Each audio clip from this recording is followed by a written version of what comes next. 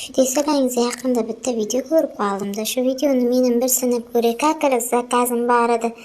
Tezroq ishim unadi deb, tortmanda bor narsamni chiqarib bitta erinmay chiqardimda. Birini surib qo'ydim, bir endi ishim boshlayman deganimda qizim kelib, "Aya, mana materialni nima to'shab qo'ydingiz?" dedi. "Qo'lingga tartib bor anaqa video olyapman" dedimda. Qizim ketdi, video olishni boshladim. 3 ta ipimni soldim, bo'bonchiqlarni soldim, tugma soldim, metrlarni soldim. Eng asosiy spitsani chiqib, spitsani soldim. Keyin men shunday qilib o'rab spitsani solib qo'ydim. Yaxshi yotinglar deb iplarimni ham aytib qo'ydim. Ko'p suv qilib ochsam iplarim shuturush turibdi-da. Yana ko'p suv qilib ochsam yana shuturush turibdi. Endi nima qilsam ekan deb bir yopdim-da, achchiqlanib ochuvdim.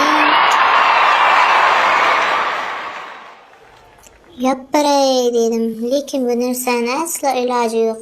Qaniydi agar iloji bo'lganda, hozir to'quvchi, tikuvchi hamma hunarmandlar millioner emas, milliarder bo'lib ketgan bo'lardi. Zubacheskada tishchasini kovlab, shkafga tortmaga narsani solardi, ochib yopib, narsasini olib sotaverardi.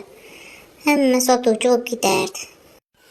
Gap bilan komplektimda sizlarga obzor qilib berish iznim chiqdi. Bu komplektimizda shapkacha, pinetgacha, kombinezon bor. Buni yangi tug'ilgan chaqaloq uchun to'qidim. Endi ko'rib o'zlaringiz baho beringizlar.